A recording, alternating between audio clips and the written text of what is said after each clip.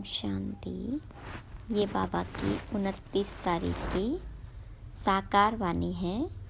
सार है मुरली का। मीठे बच्चे, माया दुश्मन तुम्हारे सामने है, इसलिए अपनी बहुत बहुत संभाल करनी है। अगर चलते चलते माया में फंस गए तो अपनी तकदीर को लकीर लगा देंगे। प्रश्न: तुम राजयोगी बच्चों का मुख्य कर्तव्य क्या है? तो बाबा ने कहा, पढ़ना और पढ़ाना, यही तुम्हारा मुख्य कर्तव्य है। तुम हो ईश्वरीय मत पर। तुम्हें कोई जंगल में नहीं जाना है। घर गृहस्थ में रहते शांति में बैठ बाबा को याद करना है। अलफ और बे, इन्हीं दो शब्दों में तुम्हारी सारी पढ़ाई आ जाती है। अलफ माना अल्लाह और बे माना बादशाही। ओम शांति। बाप भी ब्रह्मा द्वारा कह सकते हैं कि बच्चों गुड मॉर्निंग, परंतु फिर बच्चों को भी रेस्पॉन्ड देना पड़े, जवाब देना पड़े। यहाँ है ही बाप और बच्चों का कनेक्शन। नए जो है, जब तक पक्के हो जाए कुछ न कुछ पूछते रहेंगे। यह तो पढ़ाई है। भगवानुवाच भी लिखा है, भगवान है निराकार। ये बाबा अच्छी रीति पक्का कराते हैं, किसको भी समझाने के लिए, क्योंकि उस तरफ है माया का जोर। यहाँ तो वह बात नहीं है। बाबा तो समझते हैं, जिन्होंने कल्प पहले वर्षा लिया है वह आपे ही आ जाएंगे। ऐसे नहीं कि फलाना चला न जाए, इनको पकड़े, चला जाए तो चला जाए। यहाँ तो जीते जी मरने की बात है। बाबा एडॉप्ट करते हैं, गोद लेते हैं। एडॉप्ट किया ही जाता है कुछ वर्षा देने के लिए। बच्चे माँ बाप के पास आते ही हैं वर्षे की लालच पर। साहूकार का बच्चा कभी गरीब के पास एडॉप्ट होगा क्या? इतना धन दौलत आदि सब छोड़ कैसे जाएंगे? एडॉप्ट करते हैं साहूकार। अभी तुम जानते हो, बाबा हमको स्वर्ग की बादशाही देते हैं, क्यों न उनका बनेंगे? हर एक बात में लालच तो रहती है। जितना बहुत पढ़ेंगे उतनी बड़ी लालच होगी। तुम भी जानते हो, बाबा ने हमको एडॉप्ट किया है बेहद का वर्षा देने। बाबा भी कहते, तुम सबको हम फिर से 5000 वर्ष पहले मुआफिक एडॉप्ट करते हैं। तुम भी कहते हो, बाबा हम आपके हैं। 5000 वर्ष पहले भी आपके बने थे। तुम प्रैक्टिकल में कितने ब्रह्मा कुमार कुमारियाँ हो। प्रजापिता भी तो नामी ग्रामी है। जब तक शूद्र से ब्राह्मण न बने तो देवता बन न सके। तुम बच्चों की बुद्धि में अब यह चक्र फिरता रहता है। हम शूद्र थे, अभी ब्राह्मण बने हैं, फिर देवता बनना है। सतयुग में हम राज्य करेंगे तो इस पुरानी दुनिया का विनाश जरूर होना है। पूरा निश्चय नहीं बैठता है तो फिर चले जाते हैं। कई कच्चे हैं जो गिर जाते हैं। यह भी ड्रामा में नूंद है। माया दुश्मन सामने खड़ी है तो वह अपनी तरफ खींच लेती है। बाबा घड़ी घड़ी पक्का कराते हैं, माया में फंस नहीं पड़ना, नहीं तो अपनी तकदीर को लकीर लगा देंगे। बाबा ही पूछ सकते हैं कि आगे कब मिले हो, और कोई को पूछने का अकल आएगा ही नहीं। बाबा कहते हैं, मुझे भी फिर से गीता सुनाने आना पड़े, आकर रावण की जेल से छुड़ाना पड़े। बेहद का बाप बेहद की बात समझाते हैं। अभी रावण का राज्य है, पतित राज्य है, जो आधा कल्प से शुरू हुआ है। रावण को 10 शीश दिखाते हैं, विष्णु को 4 भुजा दिखाते हैं। ऐसे कोई मनुष्य होता नहीं। यह तो प्रवृत्ति मार्ग दिखाया जाता है। यह है एम ऑब्जेक्ट, विष्णु द्वारा पालना। विष्णुपुरी को कृष्णपुरी भी कहते हैं। श्री कृष्ण को तो 2 बाहें ही दिखाएंगे ना। मनुष्य तो कुछ भी समझते नहीं हैं। बाबा हर एक बात समझाते हैं। वह सब है भक्ति मार्ग। अभी तुमको ज्ञान है, तुम्हारी एम ऑब्जेक्ट ही है नर से नारायण बनने की। यह गीता पाठशाला है ही जीवन मुक्ति प्राप्त करने के लिए। ब्राह्मण तो जरूर चाहिए। यह है रुद्र ज्ञान यज्ञ। शिव को रुद्र भी कहते हैं। अब बाबा पूछते हैं, ज्ञान यज्ञ श्री कृष्ण का है या शिव का है? शिव को परमात्मा ही कहते हैं, शंकर को देवता कहते हैं। उन्होंने फिर शिव और शंकर को इकट्ठा कर दिया है। अब बाबा कहते, हमने इनमें प्रवेश किया है। तुम बच्चे कहते हो बाप दादा, वह कहते हैं शिव शंकर। ज्ञान सागर तो है ही एक। अभी तुम जानते हो ब्रह्मा सो विष्णु बनते हैं ज्ञान से। चित्र भी बरोबर बनाते हैं। विष्णु की नाभि से ब्रह्मा निकला, इसका अर्थ भी कोई समझ नहीं सकते। ब्रह्मा को शास्त्र हाथ में दिए हैं। अभी शास्त्रों का सार बाबा बैठ सुनाते हैं। या ब्रह्मा, यह भी मास्टर ज्ञान सागर बनते हैं। बाकी चित्र इतने ढेर बनाए हैं, वह कोई यथार्थ है नहीं।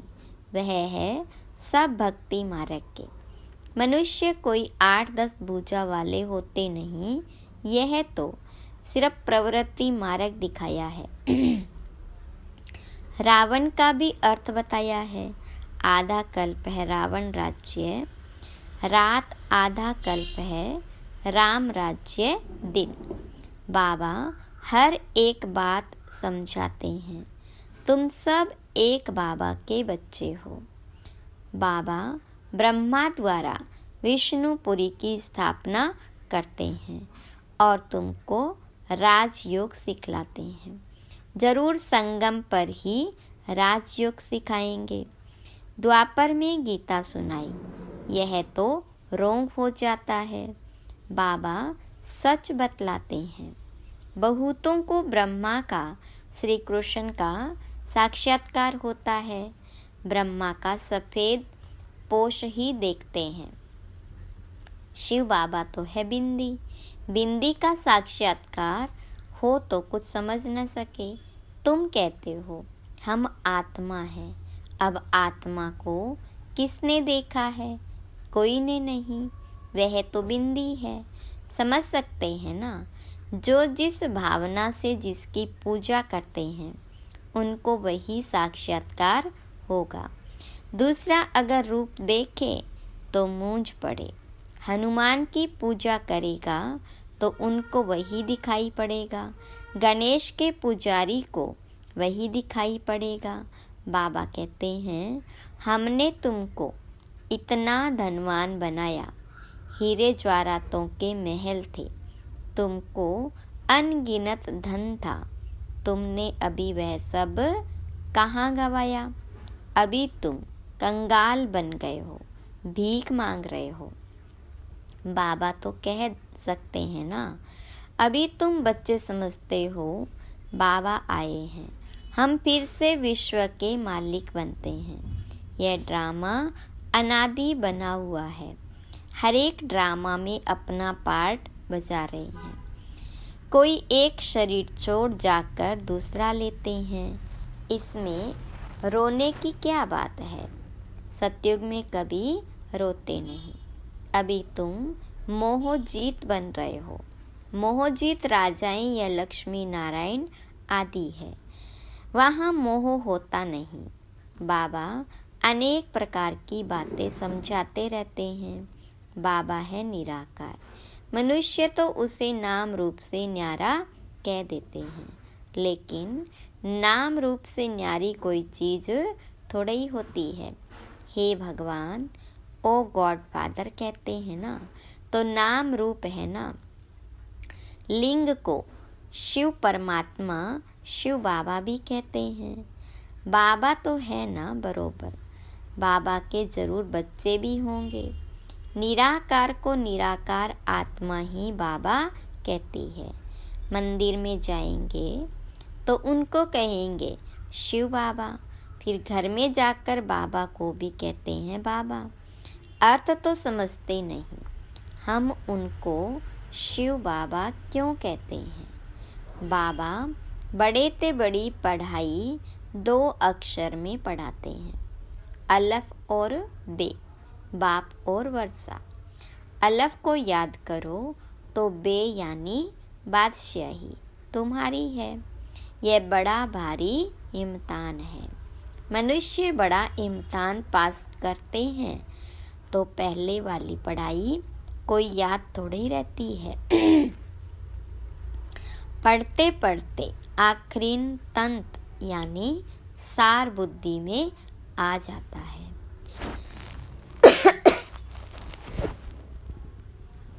यह भी ऐसे है। तुम पढ़ते आए हो। अंत में फिर बाबा कहते मन मनाभव, तो देह का अभिमान टूट जाएगा। यह मन मनाभव की आदत पड़ी होगी तो पिछाड़ी में भी बाप और वर्षा याद रहेगा। मुख्य है ही यह है। कितना सहज है। उस पढ़ाई में भी अभी तो पता नहीं क्या क्या पढ़ते हैं। जैसे राजा वैसा वह अपनी रस्म चलाते हैं। आगे मण, सेर, पाव का हिसाब चलता था। अभी तो किलो आदि क्या क्या निकल पड़ा है।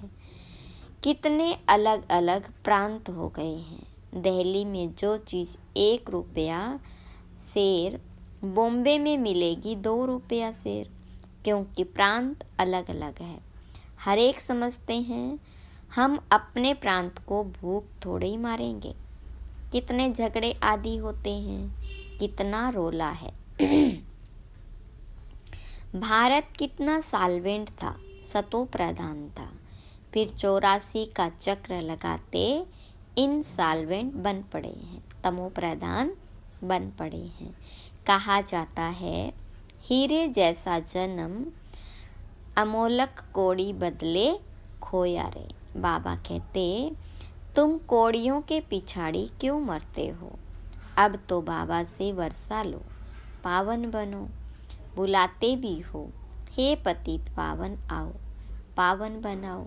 तो इससे सिद्ध है पावन थे, अब नहीं है। अभी है ही कलयुग। बाबा कहते हैं मैं पावन दुनिया बनाऊंगा तो पतित दुनिया का जरूर विनाश होगा। इसलिए ही यह महाभारत लड़ाई है जो इस रुद्र ज्ञान यज्ञ से प्रज्वलित हुई है। ड्रामा में तो यह विनाश होने की भी नूंद है। पहले पहले तो बाबा को साक्षात्कार हुआ, देखा इतनी बड़ी राजाई मिलती है तो बहुत खुशी होने लगी। फिर विनाश का साक्षात्कार भी कराया। मन मनाभव मध्याजी भव, यह गीता के अक्षर है। कोई कोई अक्षर गीता के ठीक है। बाबा भी कहते तुमको यह ज्ञान सुनाता हूँ। यह फिर प्रायलोप हो जाता है। कोई को भी पता नहीं है कि लक्ष्मी नारायण का राज्य था तो और कोई धर्म नहीं था। उस समय जनसंख्या कितनी थोड़ी होगी, अब कितनी है। तो यह चेंज होनी चाहिए, ज़रूर विनाश भी चाहिए। महाभारत लड़ाई भी है, ज़रूर भगवान भी होगा। शिव जयंती मनाते हैं तो शिव बाबा ने क्या आकर किया वह भी नहीं जानते।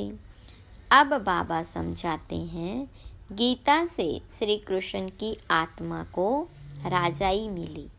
माता पिता कहेंगे गीता को, जिससे तुम फिर देवता बनते हो।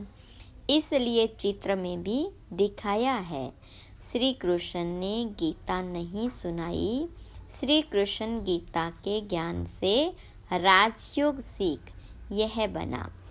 कल फिर श्री कृष्ण होगा। उन्होंने फिर शिव बाबा के बदले श्री कृष्ण का नाम डाल दिया है। तो बाबा समझाते हैं, यह तो अपने अंदर पक्का निश्चय कर लो, कोई उल्टी सुल्टी बात सुनाकर तुम्हें गिरा ना दे। बहुत बातें पूछते हैं, विकार बिगर सृष्टि कैसे चलेगी, यह कैसे होगा। अरे तुम खुद कहते हो वह वाइसलेस दुनिया थी, निर्विकारी दुनिया थी। संपूर्ण निर्विकारी कहते हो ना, फिर विकार की बात कैसे हो सकती।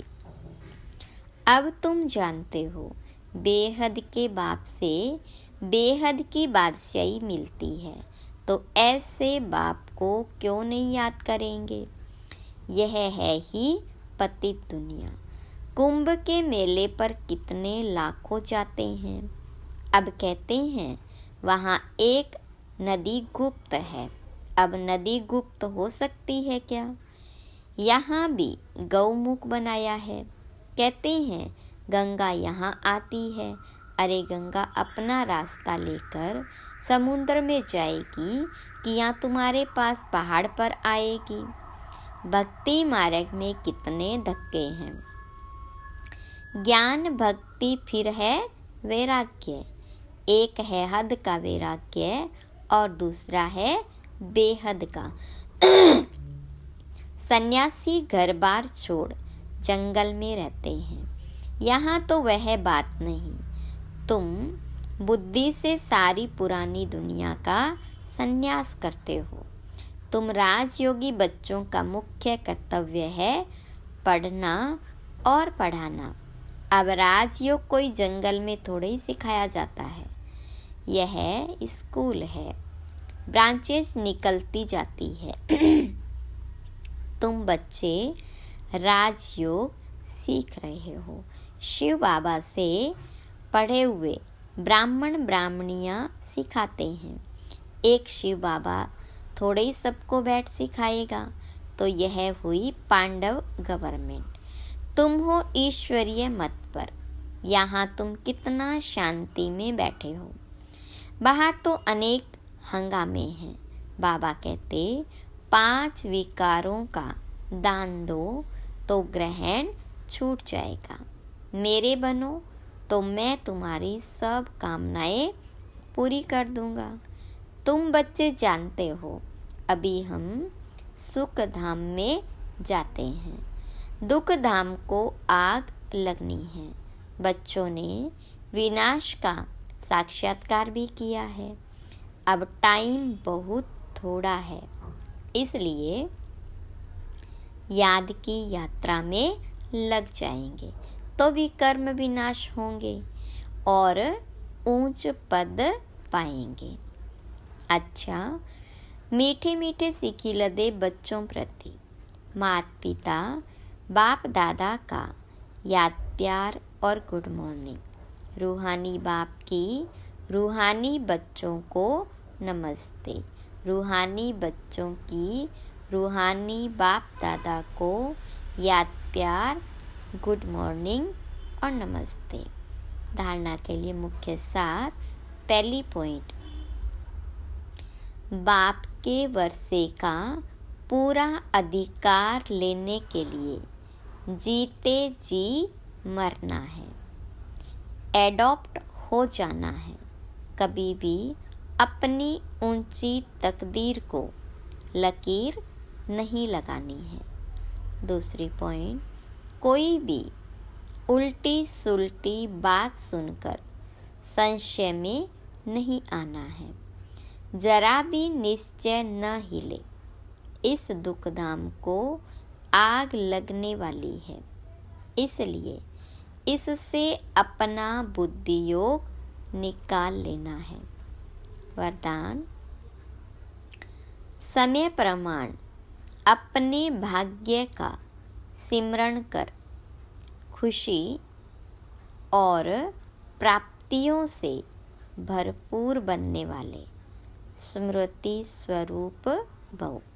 विस्तार है, भक्ति में आप स्मृति स्वरूप आत्माओं के यादगार रूप में भक्त अभी तक आपके हर कर्म की विशेषता का सिमरण करते हैं, अलौकिक अनुभव में खो जाते हैं। तो आपने प्रैक्टिकल जीवन में कितने अनुभव प्राप्त किए होंगे। सिर्फ जैसा समय, जैसा कर्म, वैसे स्वरूप की स्मृति इमर्ज रूप में अनुभव करो तो बहुत विचित्र खुशी, विचित्र प्राप्तियों का भंडार बन जाएंगे और दिल से यही अनहद गीत निकलेगा कि पाना था सो पा लिया। स्लोगन, नंबर 1 में आना है तो सिर्फ ब्रह्मा बाबा के कदम पर कदम रखते चलो। अच्छा, ओम शांति।